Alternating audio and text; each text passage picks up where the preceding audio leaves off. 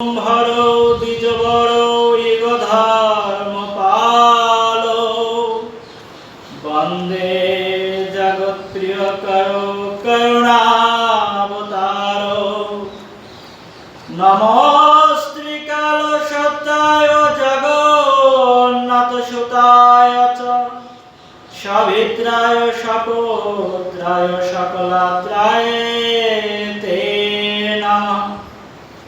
কৃষ্ণায় বাসুদেবায় হরয়ে পরমাত্মনে প্রণত ক্লেশনাশায় গোবিন্দায় নমো নমঃ। অজ্ঞানতিমিরন্ধস্য জ্ঞানাঞ্জনশলাকয়া চক্ষুরুন্মিলিतं येन তস্मै শ্রীগুরবে নমঃ।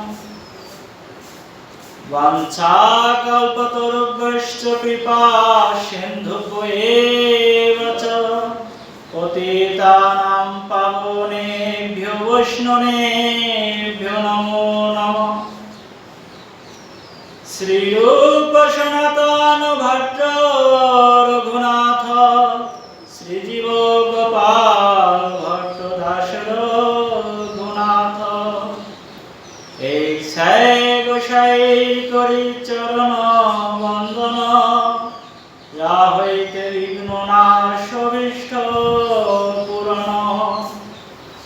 শ্রী গৌরাঙ্গ নিত্যানন্দ শ্রী অদ্বৈত চন্দ্র গদাধর শ্রীবাসাদি গৌর ভক্ত বৃন্দ শ্রীকৃষ্ণ চৈতন্য প্রভু নিত্যানন্দ হরে কৃষ্ণ শ্রী রাধে গোবিন্দ হরে কৃষ্ণ কৃষ্ণ কৃষ্ণ হরে হরে হরে রাম রাম রাম হরে হরে। জয় জয় শ্রী রাধে শ্যাম নিতাই গৌর হরি बोल।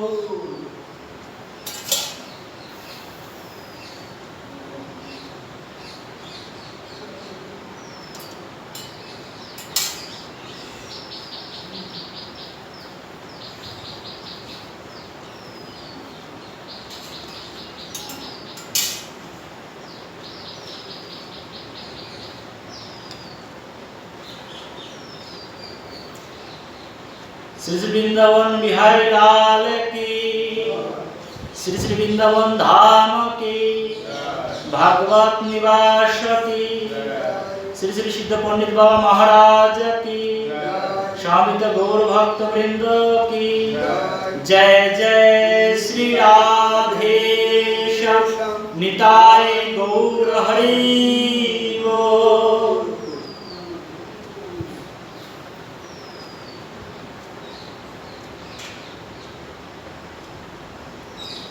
কলিযুগ পাবন অবতার স্বয়ং ভগবান শ্রীকৃষ্ণ চৈতন্য মহাপ্রভুর অহৈতুকী কৃপা ঠাকুর শ্রী শ্রী রাধা বীরেন্দ্র বিহারী মহারাজজির শ্রী চরণ সান্নিধ্যে এবং পণ্ডিত বাবার চরণ সান্নিধ্যে এবং ভাগবত নিবাসের উপস্থিত সকল বৈষ্ণব বৃন্দের শ্রী চরণ সান্নিধ্যে দাসের অনন্ত কোটি দণ্ডবাদ প্রণাম।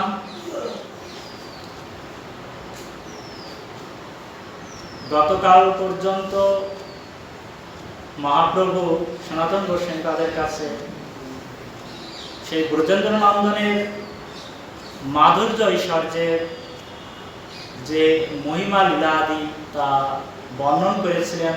আজকে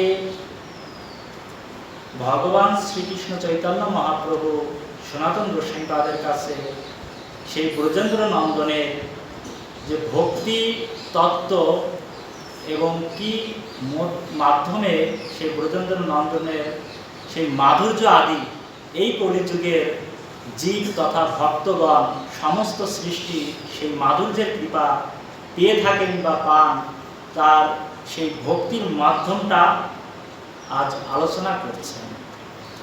তা বলছেন কি প্রথমেই গ্রন্থকার গ্রন্থের বন্দনা করছেন এবং সাথে সাথে সেই কলিযুগের সকল পতিতকে উদ্ধারের নিমিত্তে যে স্বয়ং পূর্ণ ভগবান শ্রীকৃষ্ণ চৈতন্য মহাপ্রভুর বন্দনা থেকে চালু করছেন।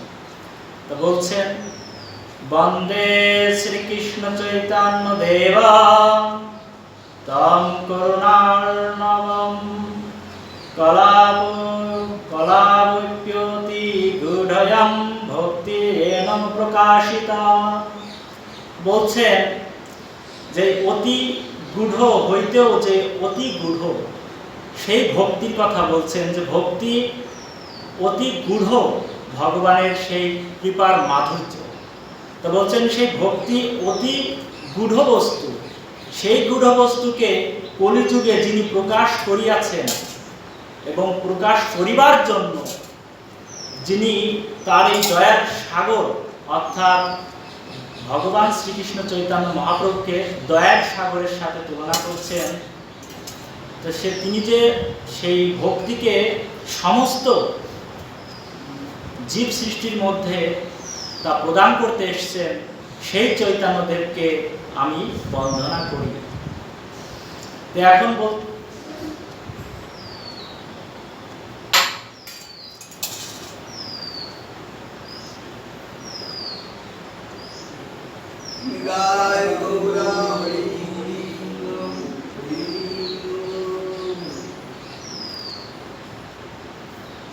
এখন বলছেন, জয় জয় শ্রী চৈতন্য জয় নিত্যানন্দ জয় দ্বৈত চন্দ্র জয় গৌর ভক্ত বৃন্দ।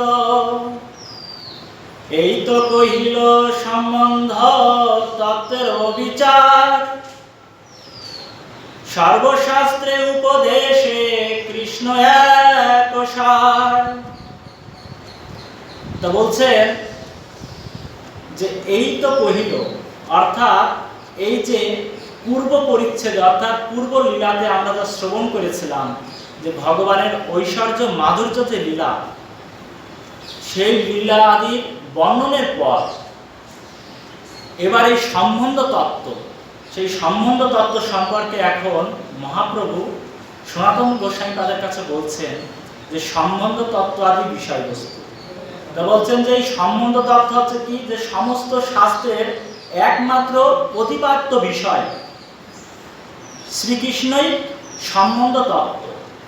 এখন শ্রীকৃষ্ণ সেই ব্রজেন্দ্র নন্দন সম্বন্ধ তত্ত্ব কিভাবে, তাই এখন বিশ্লেষণ করছেন, যে বলছেন যে যদি বলা যায় জ্ঞান মার্গ বা কর্ম আদিতে যে সমস্ত শাস্ত্রে আলোচিত হইয়াছে সেই সমস্ত শাস্ত্রে তো কৃষ্ণ মূল প্রতিপাদ্য নহে। তো বলছেন যে বিভিন্ন শাস্ত্রে যে ভগবান শ্রীকৃষ্ণই সম্বন্ধ তত্ত্ব, সেই সম্বন্ধ তত্ত্বের যে প্রতিপাদ্য বিষয় সেটা তো নাও হতে পারে, বা যদি না হয় তো তাহলে কিভাবে বলছেন যে সমস্ত শাস্ত্র ভগবান শ্রীকৃষ্ণ সেই ব্রজেন্দ্র নন্দনকে সম্বন্ধ তত্ত্ব বলছেন? তা বলছেন যে এটাই, যে সমস্ত শাস্ত্রের উপদেশে কৃষ্ণ এক ও সার। এই অর্থে বলছেন যে ভগবান অর্থাৎ জ্ঞানী যিনারা আছেন তিনারা এই ভগবান ব্রজেন্দ্র নন্দনকে ব্রহ্মস্বরূপ বা পরমাত্মাদি অনুসারে তিনারা মনে করেন বা সেইভাবে উপাসনা করেন। আর এই পরম ব্রহ্ম বা পরমাত্মাদি শ্রীকৃষ্ণেরই অংশকলা, তাহারই প্রকাশ বিলাস। এই যে ব্রহ্ম বা পরমাত্মা সেই ভগবান ব্রজেন্দ্র নন্দনের বিলাস শক্তি বা অংশ বিলাস। সুতরাং শ্রীকৃষ্ণ হইতে স্বতন্ত্র বস্তু নহে। এই যে প্রথমে বলছেন যে জ্ঞান যোগ এবং কর্ম আদি যে কোনো মাধ্যমেই যদি উপাসনা করেন, তা যে আরাধ্য দেব বা আরাধ্য ভগবান বলা হচ্ছে ব্রহ্ম বা পরমাত্মাকে। তো সেই পরমাত্মাই ভগবান শ্রীকৃষ্ণের সেই বিলাস স্বরূপ এবং তিনারই অংশ, যার কারণে সেই ব্রহ্ম বা পরমাত্মা স্বতন্ত্র নহে, ভগবান শ্রীকৃষ্ণের থেকে স্বতন্ত্র নয়, যার কারণে সেই মূল যে সে ভগবান শ্রীকৃষ্ণই আসছে। এই কারণে বলছেন যে ব্রহ্মা পরমাত্মাদি বা ভোগ্যাত্মক ধামাদি যে সকল শাস্ত্রে প্রতিপাদ্য বিষয় শ্রীকৃষ্ণের বিভূতি শক্তি বা অংশ কলাদি তাহারা। ভগবান শ্রীকৃষ্ণের অংশ কলাদি থেকেই এই পরব্রহ্ম বা ব্রহ্ম যে জ্ঞানাদি মার্গের আছে এবং কর্মাদি মার্গের আছে, যোগ মার্গের আছে, তিনাদের যেসব উপস্যা আছেন এই সমস্ত উপস্যা ভগবান শ্রীকৃষ্ণের স্বরূপ শক্তি বা বিলাস শক্তি, যার কারণে সেই স্বরূপ শক্তিতে বা বিলাস শক্তিতে যে মাধ্যমে যাক সেই মূলত ভগবান শ্রীকৃষ্ণের কাছে এসেই পৌঁছাচ্ছেন। যার কারণে বলছেন যে এই সমস্ত শাস্ত্র তা ভগবান শ্রীকৃষ্ণকে এই কারণে সর্বশাস্ত্র যে সার বলছেন সেই সার হচ্ছে কিনা ভগবান শ্রীকৃষ্ণ। এবার আরেকটু প্রমাণ ভাবে আমাদের কাছে উল্লেখ করছেন যে বলছেন কি যে সম্বন্ধ তত্ত্বটা কি, তা বলছেন সম্বন্ধ তত্ত্ব হচ্ছে কি সম্যক রূপে বন্ধন বলিতে যা বোঝায়, সম্যক রূপে যেটা বন্ধন বোঝায় সেই বন্ধনটা হচ্ছে সম্বন্ধ তত্ত্ব। তা বলছেন কি যে কোনো সময়ে এই বন্ধন মোচন হয় না। এই যে সম্বন্ধের কথা বলছেন এই সম্বন্ধ কখনো মোচন হয় না, মানে নষ্ট হয় না। তার উদাহরণ স্বরূপ দিচ্ছেন যে সাধারণ মাইক ব্রহ্মাণ্ডে যেমন পিতা মাতা স্ত্রী পুত্র এই সমস্ত আদিকে আমরা সম্বন্ধ তত্ত্ব বলি। এই সম্বন্ধতে কি যে না তিনারা আমাদের সুখ দুঃখের সম্বন্ধ, একটা সম্পর্ক। তা বলছেন যে ঠিক ওইরূপ ভাবে ভগবান শ্রীকৃষ্ণ তার সম্বন্ধের তত্ত্বের মধ্য দিয়ে যে ভগবানের জীব শক্তি, সেই জীব হচ্ছে ভগবানের সম্বন্ধ তত্ত্ব, কিন্তু তিনারা অভিন্ন অংশ, ভগবান শ্রীকৃষ্ণের অভিন্ন অংশ সেই সমস্ত জীব। তো যার কারণে বলছে যে পিতামাতা স্ত্রী পুত্র আদির সঙ্গে আমরা সম্বন্ধের সাথে আবদ্ধ হই, তাহারা আমাদের সুখ দুঃখের সহায় হন। কারা? পিতামাতা। এই জন্য তাহাদিগকে আত্মীয় বা আপনজন আমরা বলে থাকি। কিন্তু তাহারা কতদিন আমাদের এই সুখ দুঃখের সেই সাথী বা সঙ্গী বা সম্বন্ধ তত্ত্বে থাকবে? তো বলছেন যে মৃত্যু পর্যন্ত। কিন্তু তারপর কি হবে এই সম্বন্ধ তত্ত্বে?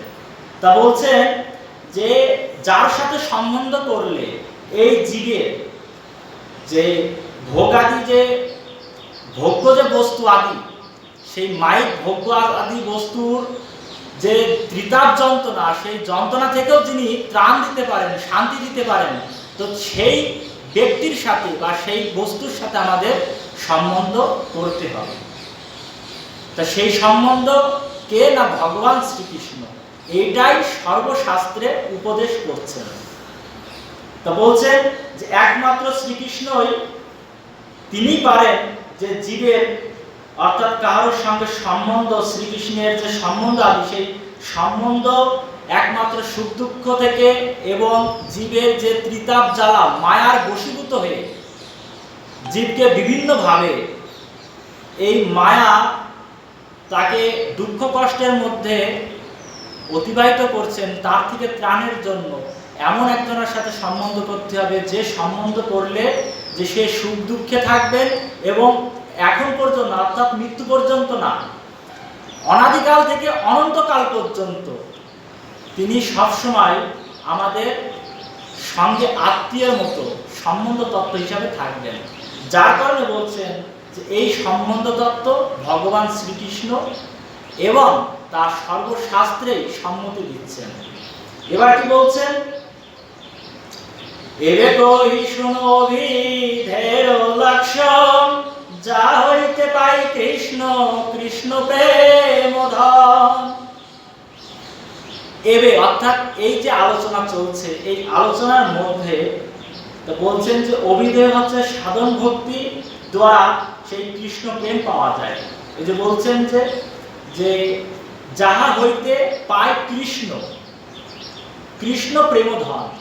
এই কৃষ্ণ প্রেমধন যদি পেতে হয় তাহলে সেই প্রেমটা কি বা প্রেম কিভাবে পাওয়া যাবে, তবে তো সেই প্রেমের দ্বারা ভগবান শ্রীকৃষ্ণকে পাওয়া যাবে। তো যার কারণে বলছেন যে অভিধেয়, এই অভিধেয় ভক্তি সাধন দ্বারাই সেই কৃষ্ণ প্রেম পাওয়া যায়। কৃষ্ণ প্রেম পাওয়া গেলেই কৃষ্ণ পাওয়া যায়। তারপর বলছেন কি, যেহেতু শ্রীকৃষ্ণ একমাত্র প্রেমেরই বশীভূত, যার কারণে ওই প্রেম যদি কোনো জীব বা কোনো লোক অর্জন করতে পারে বা সেই প্রেমকে সাধন করতে পারেন, তাহলে সেই ভগবান সেই ভক্তের কাছে বশীভূত হন। কেন না, বলছেন যে সেই ব্রজেন্দ্র নন্দন একমাত্র প্রেমের বশীভূত। বলছেন যে অভিধেয়, তা বলছে অভিধীয়তে অনেন ইতি অভিধেয়। অভিধেয় শব্দের তাৎপর্য বলছেন যে যে বস্তু দ্বারা বা যে মাধ্যমের মধ্য দিয়ে সেই জ্ঞান অর্জন করা যায়, যে জ্ঞান অর্জন করলে আর অন্যান্য জ্ঞান তার প্রাপ্ত করতে বাদ থাকে না, ঠিক ওইভাবেই ভগবানের সম্বন্ধ বা ভগবানকে যদি কেউ প্রাপ্ত করেন, এই যে অভিধেয়ের যে তাৎপর্য কথা বলছেন যে আর কিছু তার অজ্ঞাত থাকে না, তার মানে সে সমস্ত জ্ঞান ভাণ্ডার তার ভেতরে তিনি অর্জন করে ফেলেন। ঠিক একইভাবে যাহা জ্ঞান হইতে আর কিছু অজ্ঞাত থাকে না, তাহা হইল শ্রীকৃষ্ণ। কারণ শ্রীকৃষ্ণ জ্ঞান স্বরূপ, শ্রীকৃষ্ণ অদ্বয় জ্ঞান তত্ত্ব, শ্রীকৃষ্ণ আশ্রয় তত্ত্ব, শ্রীকৃষ্ণের মধ্যে সমস্ত কিছু বিরাজমান বা আছে, যার কারণে শ্রীকৃষ্ণ জ্ঞান হইলে আর কোনো জ্ঞান অর্জন করা লাগে না, অর্থাৎ অটোমেটিক সেই জ্ঞানটা প্রাপ্ত হয়ে যায়। এবং বলছেন কি, শ্রীকৃষ্ণের জ্ঞান হওয়া যায়, তাই এর মুখ্য অভিধেয়। এই যে অভিধেয়ের কথা বলছেন, যে অভিধেয় অর্থাৎ যে জ্ঞানের মধ্য দিয়ে ভগবানের সেই প্রেমধন প্রাপ্ত করা যায় এবং সাথে সাথে ওই প্রেম ধনের মধ্য দিয়ে সেই ভগবানের পাওয়ার যে জ্ঞান, সেই জ্ঞানটা প্রাপ্ত করা যায় এবং ওই জ্ঞান প্রাপ্ত করলে অন্যান্য জ্ঞান আর প্রয়োজন হয় না, অর্থাৎ ওই জ্ঞান আপনার নিজের ভিতরে প্রবেশ করে। এবার কি বলছেন যে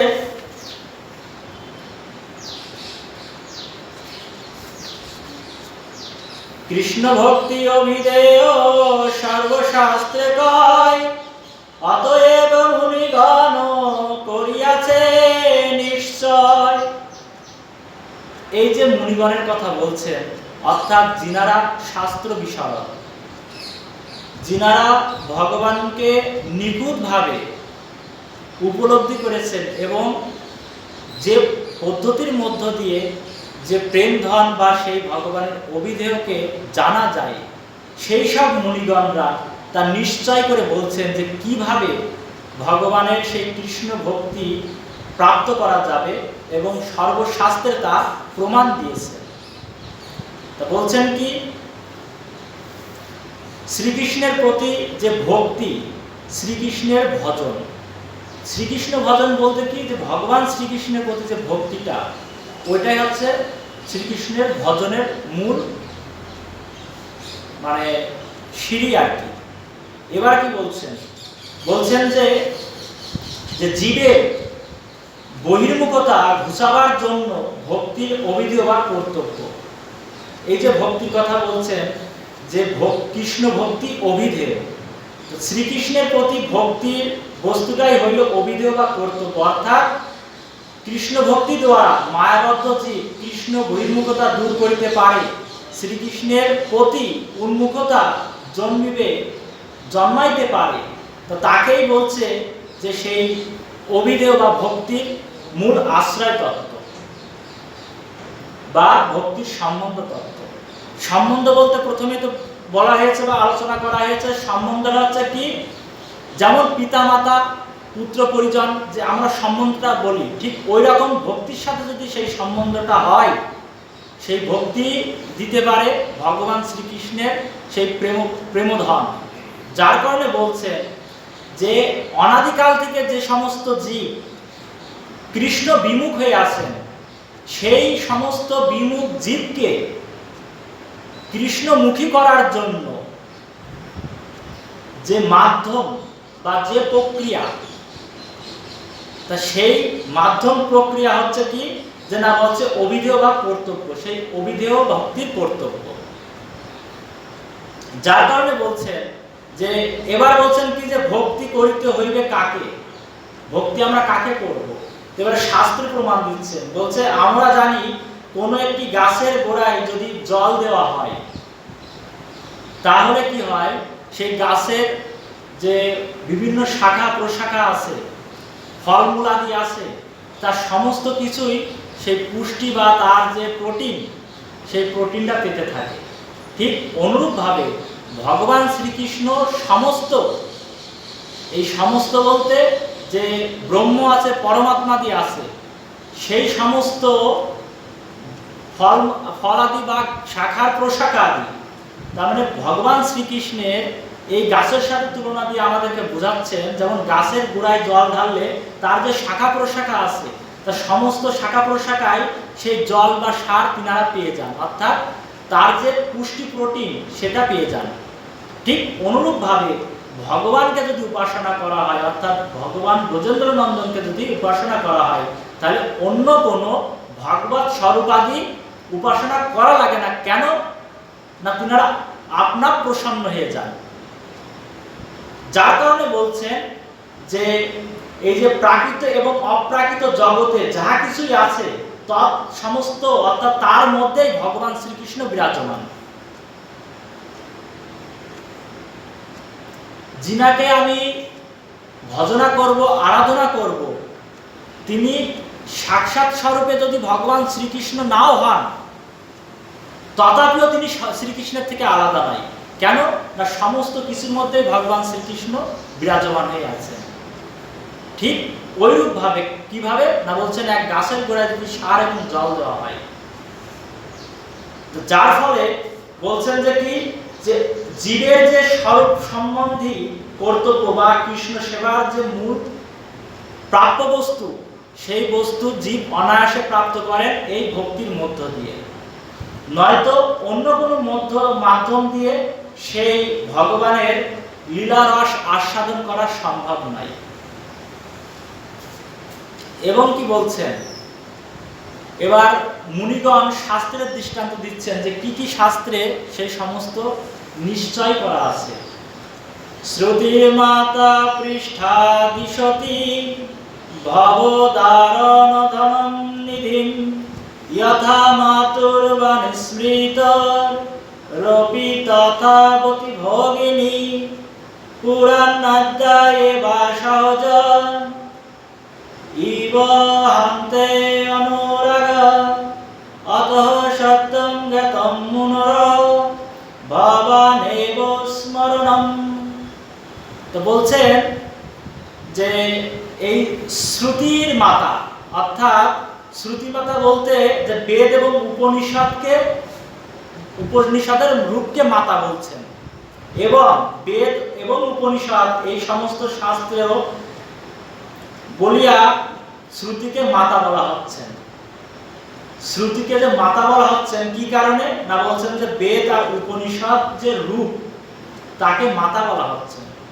আর এই বেদ এবং উপনিষদ সমস্ত শাস্ত্রের যে মূল,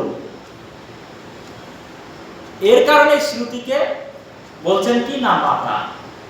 আর স্মৃতি, বেদ উপনিষদ অনুগত স্মৃতি শাস্ত্র এই স্থলে অভিপ্রেত।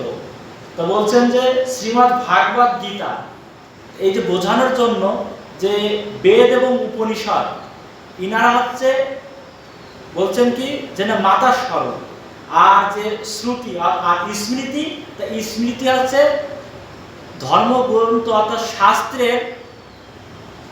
শাস্ত্রেরই আর একটা রূপ। তা সেটা কি না, বলছেন শ্রীমদ্ ভাগবত গীতা যেমন, ঠিক ওই রকম এই শ্রুতিরই আর একটা রূপ কি স্মৃতি। আরেকটু স্পষ্ট করে বলছেন যে শ্রুতি বেদানুগত স্মৃতির ভিত্তি বলিয়া শ্রুতিকে বলছেন কি যে স্মৃতিকে শ্রুতির সন্তান বলছেন। আর এই স্ত্রীলিঙ্গ বলে, স্মৃতি হচ্ছে স্ত্রীলিঙ্গ বলে তাকে শ্রুতির কন্যা বলছেন। এবার বলছেন যে পুরাণাদ্যাহা অর্থাৎ পুরাণাদি, আদি শব্দ এখানে নারদ পঞ্চরাত্রির যে শাস্ত্রকে তাকে বোঝানো হচ্ছে যে পুরাণাদ্যা। এবার বলছেন যে এই সমস্ত অর্থাৎ যিনি শ্রুতিকে মাতা বলিয়াছেন, পুণ্যাদি শ্রুতির অনুগত শাস্ত্র হইল তাহার সহজ নিবাহ অর্থাৎ সহোদর স্থানীয়। এবার বলছেন কি যে এই যে শ্রুতিকে যে মাতা বলছেন এবং স্মৃতি, এটাকে আরেকটু স্পষ্ট করে বলছেন কি যে যে পুরাণের যে সমস্ত বিষয়ে বিশদভাবে বর্ণন করা থাকে, অর্থাৎ বেদে সংক্ষেপ ভাবে উল্লেখ করা থাকে, কিন্তু ওই বেদকে সাধারণ যারা আছে তারা বুঝতে পারে না বলে এই পুরাণাদি সেই বেদকে একটু বিস্তারভাবে বর্ণন করেছেন। যার কারণে বলছেন যে বেদে অনেক বিষয় ইঙ্গিত বা সূত্রকারে অতি সংক্ষেপে উল্লেখ করা রইয়াছে। পুরাণে এই সমস্ত বিষয়গুলো বিশদ রূপে বিস্তার করেছেন। বেদ দেখিয়া সহজে যাহা বোঝা না যায়, পুরাণ হইতে তাহা অতি সহজে বোঝা যায়।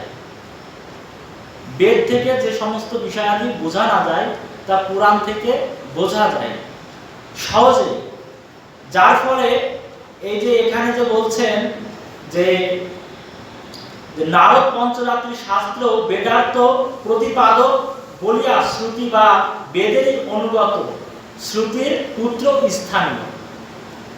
নারদ পঞ্চমকমের কথা যে বলছেন যে নারদ পঞ্চরাত্রি, তো সেই নারদ পঞ্চরাত্রি বেদ এবং পুরাণেরই অংশ, যার কারণে ওই বেদ আর পুরাণের পুত্র স্বরূপ বলছেন যে নারদ পঞ্চরাত্রি। যেমন যে শ্রুতি স্মৃতি স্ত্রীলিঙ্গ বলে তিনাকে কন্যায় অভিহিত করা হয়েছিল, নারদ পঞ্চরাত্রির যে কথা বলছেন, তো এই কারণে বলছেন যে এখানে কি যে না পুত্র স্থানীয়, পুত্রের কথা বলছেন। অধ্যায় জ্ঞান তত্ত্ব কৃষ্ণ স্বয়ং ভগবান, স্বরূপ শক্তি রূপে তার হয় অবস্থান। তো বলছে এই কৃষ্ণ ভক্তির অভিধেয়ত্ব প্রতিপাদন বিষয়, অর্থাৎ বৃক্ষের মূল দেশে যেমন জল সেচন করলে তাহার শাখা পাতাদি সমস্ত কিছুই তা পরিপূর্ণভাবে প্রাপ্ত করে, ঠিক ওইরূপ ভাবে ভগবান শ্রীকৃষ্ণতে তৃপ্ত হন আর ভগবৎ স্বরূপাদিতে তিনাদেরকে আলাদা করে উপাসনা করার প্রয়োজন হয় না। অনেকে কালী উপাসনা করেন, শিব উপাসনা করেন, বিভিন্ন দেবদেবী উপাসনা করেন। তা বলছেন যে ভগবান শ্রীকৃষ্ণের ওই সমস্ত দেবদেবী ভগবান শ্রীকৃষ্ণের শাখা প্রশাখা নেয়, আর ভগবান শ্রীকৃষ্ণ মূল। যার কারণে ভগবান শ্রীকৃষ্ণকে যদি উপাসনা করা হয় তা আলাদা করে সময় দিয়ে ওই সমস্ত দেবদেবীকে প্রসন্ন করার জন্য উপাসনা করার কোনো প্রয়োজন হয় না। কিন্তু জীব মায়াতে ভ্রমিত হয়ে সাংসারিক যে ভোগ বস্তু আছে তা প্রাপ্তর নিমিত্তে মূল বস্তুকে ছেড়ে দিয়ে, অর্থাৎ গাছের গোড়ায় জল না দিয়ে আগায়, পাতায়, শিখায়, ফুল, ফলে এই সমস্ত জায়গায় জল দিচ্ছে। তো যার কারণে বলছেন যে ভগবান শ্রীকৃষ্ণের যদি কেউ সেই তপস্যা আদি এবং আরাধনা ভজনাদি করেন তাহলে অন্যান্য বস্তুকে তিনার আর রুচি করানোর জন্য অন্য কোনো সাধন করার প্রয়োজন হয় না। যার কারণে বলছেন যে স্বয়ং যে শ্রীকৃষ্ণ অর্থাৎ ব্রজেন্দ্র নন্দন ভগবান অদ্বয় জ্ঞান তত্ত্ব, সমস্ত কিছুরই মূল যে তত্ত্ব সেই তত্ত্ব হচ্ছে ভগবান শ্রীকৃষ্ণ, সেই ব্রজেন্দ্র নন্দন স্বরূপ শক্তি রূপে, অর্থাৎ ভগবানের সেই স্বরূপ শক্তি, সেই স্বরূপ শক্তি আদি ভগবানের বিভিন্ন অবতার রূপে তিনারা আবির্ভাব হয়েছেন। এই জীব সেই সমস্ত অবতারকে মূল মনে করিয়া তিনাদেরকে উপাসনা করছেন। কেবলই যে আলোচনা করা হলো যে বিভিন্ন দেব দেবী, এর কারণে বলছেন সাংস বিভিন্নাংশ রূপে হইয়া বিস্তার অনন্ত বৈকুণ্ঠ ব্রহ্মাণ্ডের করেন বিহার। এবার বলছেন কি যে তিনি অর্থাৎ সেই স্বয়ং ভগবান শ্রীকৃষ্ণের সেই সাংস্বরূপ এবং বিভিন্ন অংশের রূপ যে প্রকাশাদি, সেই প্রকাশাদির কথা উল্লেখ করছেন।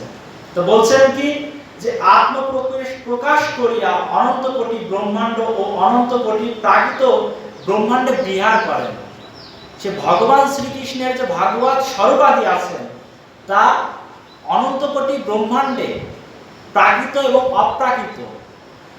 প্রাকৃত বলতে অর্থাৎ এই মায়া দ্বারা রচিত যে ব্রহ্মাণ্ড আদি, আর অপ্রাকৃত বলতে সে পরব্রহ্ম ধামের যে বৈকুণ্ঠ আদি আছেন সেখানে এই সাংস আর অংশ রূপে বিরাজমান আছেন প্রাকৃত এবং অপ্রাকৃত ব্রহ্মাণ্ডে।